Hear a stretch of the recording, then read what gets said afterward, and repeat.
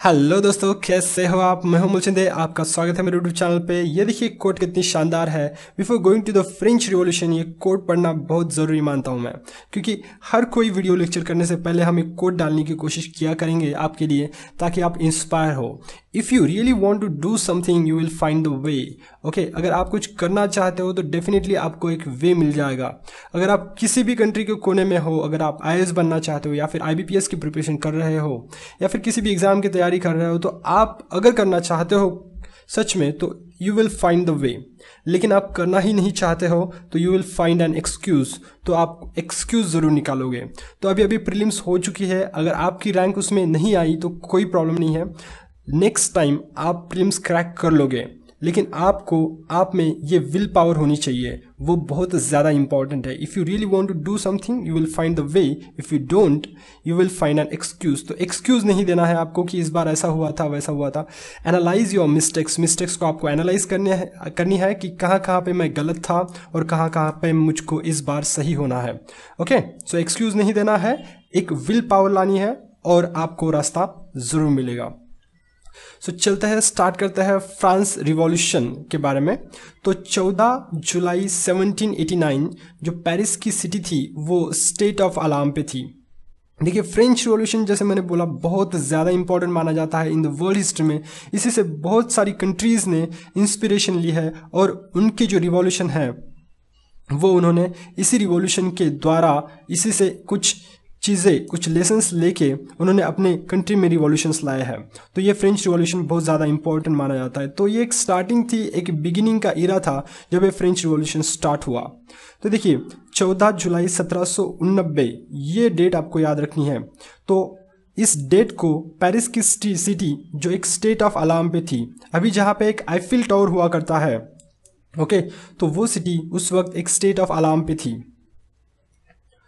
जो किंग ने कुछ ट्रूप्स सिटी में मूव किए थे, तो लोगों को ऐसा लगा, वहाँ के पीपल्स को ऐसा लगा कि उनके ऊपर एक ओपन फायर होने वाला है। ऐसे रूमर स्प्रेड हो गए, इतनी अफवाहें निकली बाहर कि एक ओपन फायर लोगों के ऊपर किया जाएगा कुछ देर के बाद। तो वहाँ पे 7,000 लोग और कुछ वुमेन्स ने मिलके टाउन हॉल के सामने एक पीपल्स मिलिटिया फॉर्म कर लिया। अब पीपल्स मिलिटिया क्या होता है? देखिए कुछ मिलिटेंट ग्रुप होते हैं जो कि मिलिट्री को अपोज करता है, ट्रूप्स को अपोज करते हैं। तो ऐसे ही एक पीपल्स का मिलिटिया फॉर्म हो गया वहाँ पे 7,000 वुमेन और मेन मिलके, और उन्होंने ट्रूप्स के साथ लड़ाई स्टार्ट कर दी, या फिर मिलिट्री जो किंग की मिलिट्री मानी जाती थी उसके साथ एक लड़ाई स्टार्ट कर दी। तो उनके पास लड़ाई करने के लिए हथियार नहीं थे, तो हथियार किस तरीके से बरामद किए जाए वो उनके सामने एक क्वेश्चन था। तो उन्होंने क्या किया, गवर्नमेंट बिल्डिंग्स को ब्रोक करना स्टार्ट कर दिया ताकि उनको वहाँ से आर्म्स मिले। ओके, और जो एक प्रिजन था बेस्टिले नाम का, तो एक तरीके का फोर्ट्रेस था, एक किला था, तो वहाँ पे एक प्रिजन बनाया था फ्रांस ने, तो फ्रांस के किंग ने, तो उसको उन्होंने स्टॉर्म्ड कर लिया गया, जलाया फॉर एग्जांपल उसको, या फिर तहस नहस कर दिया। और वहाँ से एमुनिशंस मतलब होता है कि हथियार वहाँ से उन्होंने बरामद कर लिए। तो वहाँ के कमांडर को मार दिया गया, कमांडर वॉज किल्ड, और 7 प्रिजनर्स को रिलीज़ कर दिया गया। वहाँ पे जितने भी 7 प्रिजनर्स थे उनको रिलीज़ कर दिया गया वहाँ से। देखिए जो फोर्ट्रेस को उन्होंने डिमोलिश किया, तो वहाँ पे जो स्टोन थे, जो पत्थर थे वहाँ के, वो बहुत ज़्यादा महंगे माने जाते थे, तो उनको फ्रैगमेंट्स में लाके मार्केट में बेच दिया। तो ये था एक फ्रेंच रिवॉल्यूशन का स्टार्टिंग। ओके, सो ये सब हुआ जब उनको एमुनिशन की ज़रूरत थी, तो उन्होंने फोर्ट्रेस जो प्रिजन बेस्टिले था, फोर्ट्रेस प्रिजन बेस्टिले, वहाँ पे एक धावा बोल दिया और वहाँ से एमुनेशन प्राप्त कर लिया, गवर्नमेंट बिल्डिंग्स को ब्रोक कर लिया। सो ये सब चीज़ें स्टार्टिंग में हुई थी। अब ये इरा था देखिए 1789 का, तो ये डेट बहुत ज़्यादा इम्पॉर्टेंट है, क्योंकि हम जब सामने बढ़ेंगे तो हमको ये डेट के बारे में इन्फॉर्मेशन होनी चाहिए थी कि ये स्टार्ट कब हुआ था। अब देखिए इसके पीछे का बैकग्राउंड हम जानेंगे कि ये क्यों हो रहा था। तो जैसे मैंने बोला, ये आईफिल टावर पेरिस में फ़िलहाल, जो कि फ्रांस की कैपिटल है। ओके, फ्रांस की कैपिटल है पेरिस, और ये आईफिल टावर वहीं पे है। सामने बढ़ते हैं, तो हमने ये देखा स्टार्टिंग, फिर किस तरीके से हुई, किस तरीके से लोग अपना मार्च निकाल रहे थे। 7,000 मेंस और वुमेन्स मिलके टाउन हॉल के सामने उन्होंने पीपल्स मिलिटिया बना लिया। तो सब हमने देख लिया। देखिए ये फोर्ट्रेस था, फोर्ट्रेस प्रिजन बेस्टिले। सो यहाँ पे देखिए पूरी आग दिख रही है आपको। तो ये सब चीज़ें हो रही थी उस वक्त जब उनको एम्यूनिशन की ज़रूरत थी लोगों को, और वहाँ के कमांडर को मार दिया गया, 7 प्रिजनर्स को जो था, जहाँ पे 7 प्रिजनर्स थे उनको रिलीज़ कर दिया गया। तो ये फोर्ट्रेस है जिसको हम बेस्टिले बोलते हैं। ओके, बेस्टिले भी बहुत इंपॉर्टेंट। देखिए 2 डेट, एक तो डेट है 1789 की और दूसरा है बेस्टिले फोर्ट्रेस प्रिजन। सामने चलता है तो देखिए इसके पीछे का जो बैकग्राउंड था कि ये सब क्यों हो रहा था, चीज़ें क्यों हो रही थी, वो यहाँ पे हमको दिखाई देगा। 1774 में लुईस 16, देखिए 1774 वो इरा था 1789 का, जब ये सब कुछ चल रहा था, सब कुछ प्रॉब्लम्स हो रहे थे, मतलब पूरे लोगों को ऐसा लगा कि उनके ऊपर एक फायर होने वाला था। वो 1789 का इरा था। 1774 में लुईस 16 जो कि 20 साल का था, वो बॉर्बन फैमिली से बिलोंग करता था। उन्होंने फ्रांस के किंग का थ्रोन जो है वो एक्सेप्ट कर लिया था, उसको असेंड कर लिया था। ओके, या फिर बोल सकते हैं उसको धारण कर लिया था। थ्रोन मतलब राजगद्दी को धारण कर लिया था लुईस 16 ने, जब वो 20 साल का था। देखिए 20 साल की उम्र मतलब बहुत छोटी होती है, ज़्यादा कुछ पता भी नहीं होता। ओके, सो उस वक्त इन्होंने एक राजगद्दी को संभाल लिया था। एक्सेशन करने के बाद उसको पता चला कि उसकी ट्रेजरी जो है वो पूरी तरीके से एम्प्टी है, पूरी तरीके से उसका जो खजीना है वो खाली था। अब किस तरीके से, अब खजीना क्यों खाली हुआ था? क्योंकि अमेरिकन कॉलोनीज जो थी, जो कि ब्रिटिश के अंडर में आती थी, ब्रिटिश ने उन पे कब्जा कर लिया था, उनको जो है वो खाली करने के लिए या फिर उनको फ्रीडम देने के लिए बोल सकता है, बहुत सारी मदद फ्रांस से की जाती थी, इसलिए वो ट्रेजरी एम्प्टी हो चुकी थी। लुईस 16 भी बहुत ज़्यादा हेल्पफुल थे अमेरिकन कॉलोनीज़ को, इसलिए उन्होंने क्या किया, उन्होंने डेप्ट लेना स्टार्ट कर दिया। अपने जो रिच पीपल थे उनकी कंट्री के, उनसे डेप्ट लेना स्टार्ट कर दिया। देखिए 2 बिलियन लिवरेज तक बोल सकते हैं। लिवरेज क्या था? लिवरेज एक करेंसी मानी जाती है। ओके, मानी जाती है मतलब एक करेंसी थी लिवरेज नाम की, जो कि फ्रांस की करेंसी थी। 1790 आई थिंक 1794 से उसको डिसकंटिन्यूड किया गया, लेकिन उसके पहले तक ये करेंसी थी फ्रांस की। तो इतना सारा डेप्ट जो था वो एक किंग के ऊपर आ गया, 2 बिलियन लिवरेज, क्योंकि अमेरिकन कॉलोनीज को उन्होंने हेल्प की थी फ्रीडम पाने के लिए। और साथ ही साथ में जो लेंडर्स थे, ये पैसा किससे लिया गया था? लेंडर्स से लिया गया था। लेंडर कौन थे? जैसे कि रिच पीपल थे उनके कंट्रीज़ के, फ्रांस के, उनसे ये पैसा लिया गया था और एक स्टेट क्रेडिट करके ये दिया जाता था। एक स्टेट क्रेडिट करके पहले दिया जाता था, लेकिन बाद में उसी के ऊपर जो किंग ने ये लिया था या फिर स्टेट ने लिया था बोल सकते हैं, या फिर मोनार्क ने लिया था, उसके ऊपर अभी इन्होंने इंटरेस्ट चार्ज करना स्टार्ट कर दिया लेंडर्स ने। जैसे कि 10% इंटरेस्ट जो है वो स्टार्ट करना, मतलब लेना स्टार्ट कर दिया। अब डेप्ट बढ़ती जा रही थी, साथ ही साथ में इंटरेस्ट भी बढ़ रहा था, तो चुकाएंगे कैसे? तो बहुत ज़्यादा प्रॉब्लम्स क्रिएट हो गई इनके सामने। तो देखिए डिमांड्स बढ़ती चली जा रही थी, एक साथ में डेब्ट्स बढ़ती चली जा रही थी। डिमांड्स कौन कौन सी थी? देखिए उसको एक आर्मी मेंटेन करनी पड़ती है किसी भी किंग को, तो उसके लिए जो कॉस्ट लगती है उसके लिए उनको पैसा लगता था। सो इसके कारण डेब्ट बढ़ती जा रही थी। कोर्ट के लिए भी, मतलब कोर्ट को चलाने के लिए भी डेब्ट की ज़रूरत पड़ती थी। यूनिवर्सिटीज़ को चलाने के लिए या फिर गवर्नमेंट को रन करने के लिए पैसे की ज़रूरत पड़ती थी, क्योंकि ट्रेजरी पूरी खाली थी। तो लोगों से लेंड करना पड़ा बहुत सारा मनी। तो अब ये लेंडिंग तो बहुत हो गई, अब पॉइंट था कि उस लेंडिंग को कैसे इंटरेस्ट के साथ वापस लौटाया जाए। ओके, सो रीइंबर्समेंट जिसको बोलते हैं वो किस तरीके से किया जाए। सो 3 स्टेट्स थी वहाँ पे। 3 स्टेट्स मतलब 3 प्रकार के लोग बोल सकते हैं, सिंपल फॉर्म में लीजिए 3 प्रकार के लोग थे। तो तीसरी स्टेट मतलब तीसरे लोग जो थे, जैसे हमारे यहाँ होता है हाई क्लास, मिडिल क्लास और बाद में पॉवर्टी लाइन के नीचे वाले लोग। ओके, ये देखिए ये लुईस 16 है, जो कि 20 ईयर ने उन्होंने राज्यगद्दी को हासिल कर लिया था। हासिल मतलब वो जो बॉर्बन फैमिली से थे तो हेरिडेटरी उनको पोजीशन मिल गई थी। तो लुईस 16 को आप यहाँ पे देख सकते हैं। सामने चलता है, देखिए फर्स्ट स्टेट में आते थे क्लर्जी। मैंने जैसे 3 स्टेट बोला था, फर्स्ट स्टेट हाई क्लास बोलेंगे, सो क्लर्जी आते थे उसमें। सेकंड स्टेट में आते हैं नोबिलिटी, नोबल मैन्स जो थे, जो राजगद्दी के ऊपर बैठे हुए या फिर और जो लोग हैं वहाँ पे, तो वो आते थे नोबिलिटी में। और थर्ड स्टेट जो मानी जाती है वो है ये सब लोग, जैसे बिग बिजनेसमैन हो गए, मर्चेंट्स हो गए, कोर्ट ऑफिशियल्स हो गए, लॉयर्स हो गए, आर्टिसंस हो गए, small peasants, landless labours, servants. तो ये सब जो लोग हैं वो थर्ड स्टेट में आते थे।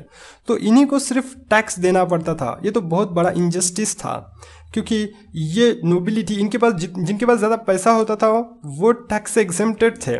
ओके, लेकिन जिनके पास कम पैसा होके भी जिनको पैसा मतलब टैक्सेस देने पड़ते थे, वो ये लोग थे थर्ड स्टेट वाले।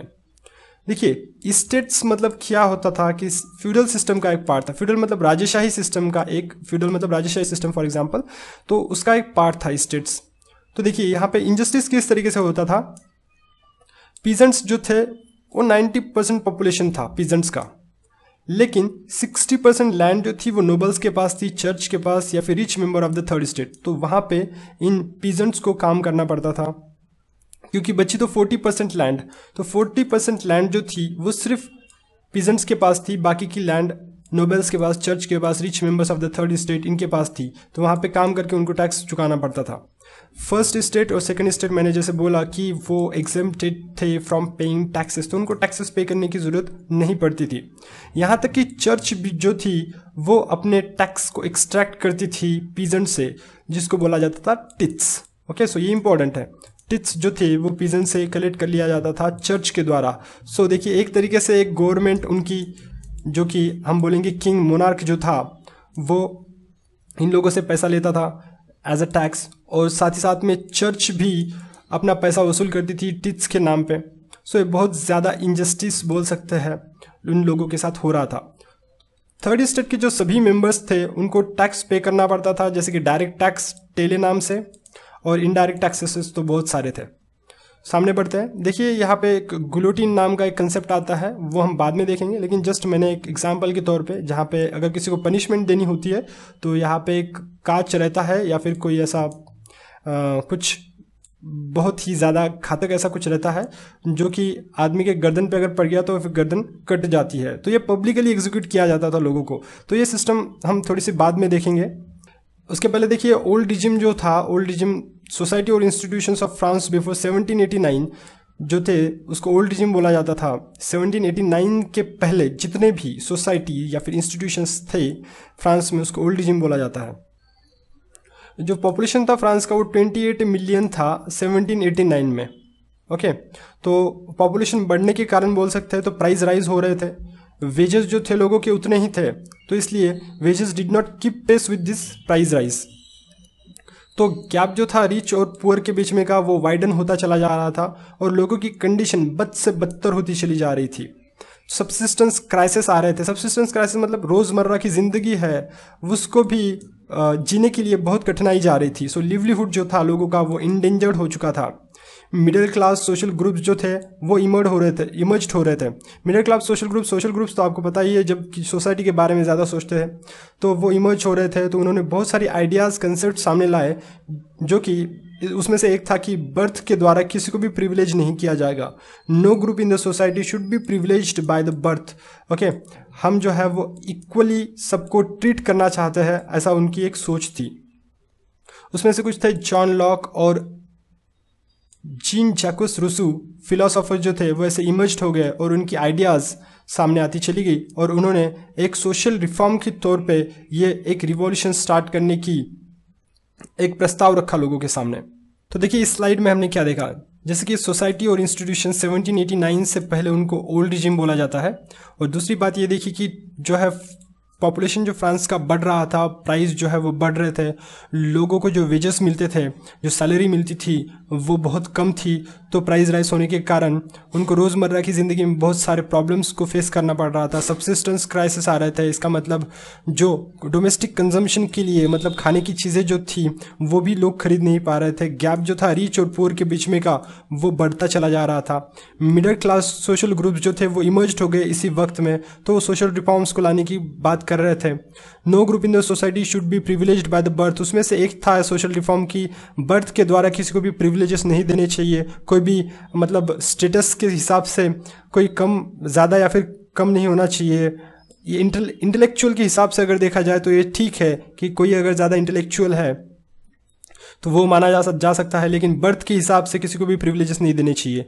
बाद में जॉन लॉक हो गया, जीन जैकुस रूसो, यहाँ पे लीन हो गया, I am sorry for that, Jean Jacques Rousseau philosopher जो थे वो इमर्ज्ड हो गए और ये सब सोशल रिफॉर्म्स के बारे में वो बात कर रहे थे अपनी किताबों में हो या फिर रोज़मर्रा की ज़िंदगी में हो। सो ये सब चीज़ें वो जो है वो बोल रहे थे। तो ये देखिए जैसे कि मैंने तस्वीर ये पहले भी दिखाई है, फ्रेंच रिवॉल्यूशन का फ्लैग वगैरह है। तो लोग इस तरीके से फोर्ट्रेस के ऊपर बढ़े थे और ये सब चेंजेस वो चाहते थे। देखिए, एक किताब लिखी गई थी two treatises of the government, John Locke ने, जैसे मैंने यहाँ पे बोला जॉन लॉक, ओके, तो उन्होंने एक किताब लिखी थी two treatises of the government, जिन्होंने रिफ्यूट किया था इन चीज़ों को, जैसे डॉक्ट्रिन ऑफ डिवाइन हो गया, absolute right of the monarch. So monarch की जो है वो एब्सोल्यूट राइट नहीं होना चाहिए उनके पास, और डॉक्ट्रिन ऑफ डिवाइन, सो इन सब चीज़ों को उन्होंने रिफ्यूट किया था, ओके, अपनी किताब में। बाद में मॉन्टेस्क्यू ने भी एक किताब लिखी थी जिसमें स्पिरिट ऑफ द लॉज नाम की किताब थी। उसमें एक डिवीजन ऑफ पावर के बारे में उन्होंने एक कंसेप्ट दिया था, जो कि एक्चुअली कंसेप्ट उन्होंने एक इनोवेट नहीं किया था उस कंसेप्ट को, वो कंसेप्ट एक्चुअली था यूएसए में। तो वही कंसेप्ट यहाँ पे लाने की कोशिश उन्होंने की अपनी किताब में, उसी के बारे में उन्होंने बताया, दैट इज लेजिस्लेटिव, एग्जीक्यूटिव और जुडिशियरी जो है वो तीनों को हम सेपरेट रखेंगे, ओके, हमारे फ्रांस में, तभी जाके हमारे फ्रांस में जो रिवॉल्यूशन जो है वो आ सकता है। तो देखिए यहाँ पे क्या था, मोनार्क था, मोनार्क एक किंग था, वहाँ पे किंग बोलेगा वही सब चीज़ें होती थी। यहाँ पे कोई लेजिस्लेटिव, एग्जीक्यूटिव या फिर जुडिशियरी बॉडी नहीं थी जो कि किंग को कंट्रोल कर सके या फिर किंग के ऊपर एक चेक रख सके। If you like this video please hit the like button and subscribe to my channel. Have a nice day.